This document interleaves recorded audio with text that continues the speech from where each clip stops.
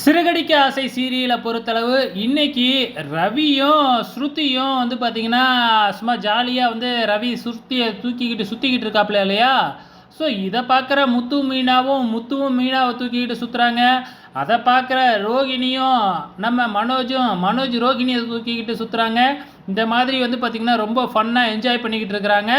So வெளியிலேருந்து வர்ற நம்ம அண்ணாமலையும் விஜயாவும் இந்த காட்சியை பார்க்குறாங்க. அண்ணாமலைக்கு பெருசாக எதுவும் தெரிஞ்சுக்கொள்ள சந்தோஷமாக தானே இருக்காங்க அப்படின்ட்டு எடுத்துக்கிறாரு. ஆனால் இந்த விஜயா இருந்துக்கிட்டு பார்த்துட்டு நம்ம முத்துவும் மீனாவையும் தான் பிடிச்சி திட்டுறாங்க. ஆக்சுவலாக ஃபஸ்ட்டு இதை ஆரம்பித்ததே நம்ம ஸ்ருதியும் விஜயும் தான். ஆனால் திட்டு மட்டும் எப்பயும் பார்த்தாலும் நம்ம மீனாவுக்கும் முத்துவுக்கும் தான் விழுந்துக்கிட்டு இருக்கு.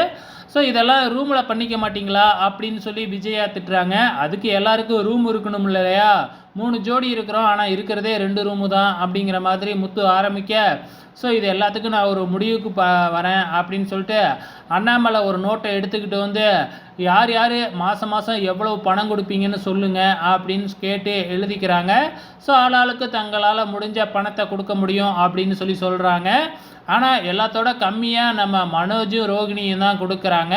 ஸோ இதுதான் வந்து பார்த்திங்கன்னா எழுதி வச்சுக்கிறாப்புல. ஸோ எதுக்காக அப்பா இப்படி ஒரு முடிவு எடுத்துருக்கிறாருன்னு தெரியாமல் மொட்டை மாடியில் நம்ம ரவி, மனோஜ், முத்து 3 பேரும் டிஸ்கஸ் பண்ணிக்கிட்டு இருக்கும்போது நம்ம முத்துவுக்கும் மனோஜுக்கும் வந்து பார்த்திங்கன்னா தகராறு ஏற்படுது.